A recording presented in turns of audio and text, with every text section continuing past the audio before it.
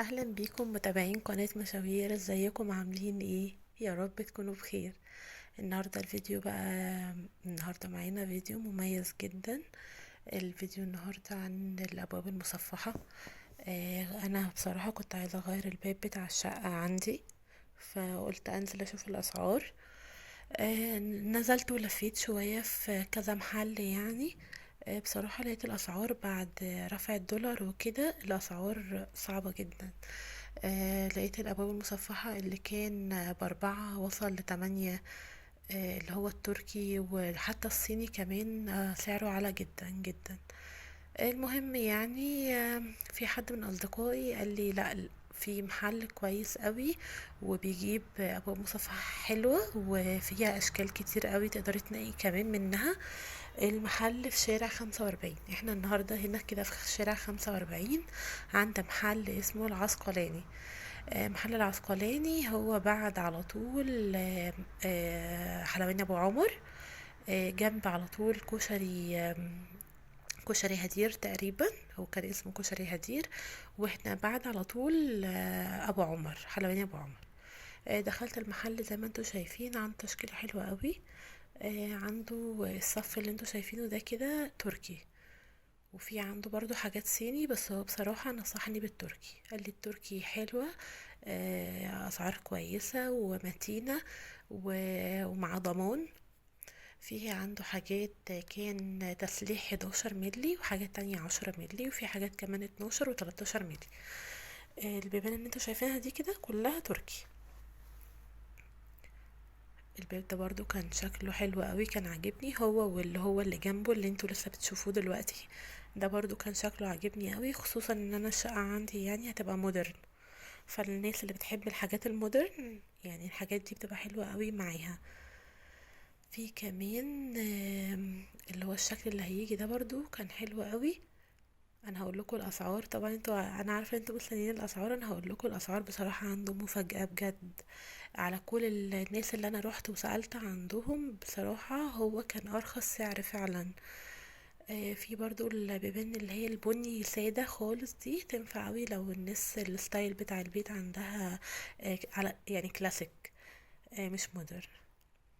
احنا هنا اهو في محل العسقلاني. ده كده بتبقى الكرتونة اللي بتبقى جنب الباب ده، بتبقى اللي هي الاكسسوارات بتاعت الباب.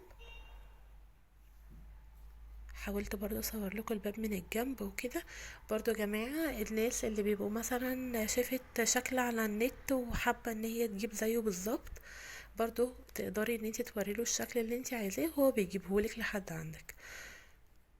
هو ده الباب اللي انا بقى اخترت الباب ده، هو كده فيه شكل الخشب وفي نفس الوقت فيه كده فريم اسود.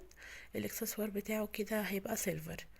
برضو رحت وصورت لكم. هو تاني يوم على طول بعد ما اخترته بعت لي الشاب ده. بعتوه طلعوه، شال الباب الخشب القديم وبدأ بقى ان هو يحط الباب المصفح الجديد، وخلع بقى الحلق بتاع الباب الخشب كله.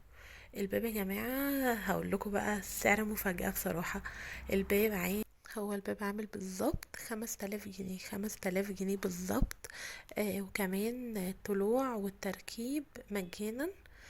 خدوا الباب الخشب بس القديم، انا قلت لهم خلاص ما فيش مشكلة ان انتوا تاخدوه، والباب عامل 5000 جنيه. والله يا جماعة، والله انا نزلت لاكتر من حوالي 8 او 9 محلات، الاسعار فيها مفيش حاجة اقل من 6.5 و7. فبصراحة لا، هو بصراحة السعر بتاعه هايل جدا. وهو كمان بيعمل عروض كتير قوي عنده كل فترة. اهو ده الباب اللي انا قلت لكم عليه اللي انا اخترته. هو دلوقتي بدأ يركب الحلق المصفح، بيثبته كويس جدا في الحيطة.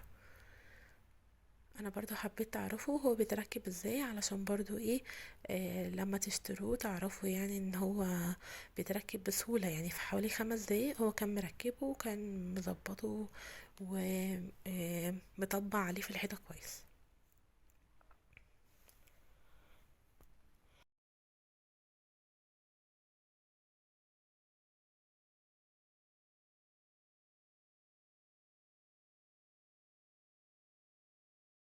هو هنا بقى بيخرم كده كذا خرم في الحيطة علشان دي المسامير اللي هو هيبدأ يثبت بيها الباب وحلق الباب كويس اوي.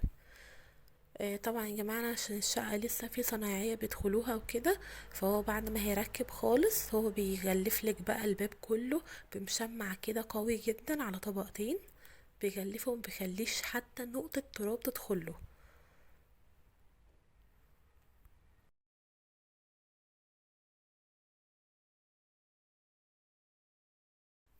وهنا كده كان بيحط بقى المسامير، هو الآلة اللي معاه دي هو بيحط المسمار كده، وهي الآلة دي بقى بتثبت المسمار في الحلق كويس جدا. هو بصراحة عارف شغله وما دوخنيش خالص يعني. بصراحة أقل من 10 دقايق هو كان مخلص، وبرضه مرضوش ياخدوا فلوس خالص ولا إكرامية ولا أي حاجة.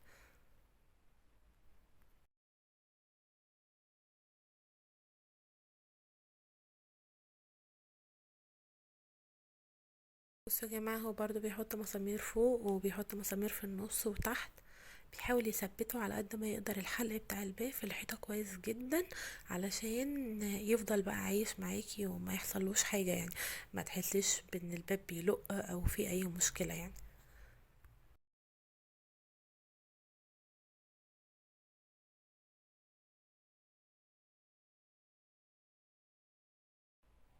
وهنا بقى كان خلاص الباب كده اتركب. بصراحة عجبني جدا جدا كمان بعد ما اتركب. يا ريت بقى لو عجبكم الفيديو ما تنسوش اللايك والاشتراك، وكمان اي حد عايز يستفسر عن مكان العسقلاني بالظبط يبعت لنا في التعليقات وهنرد عليه.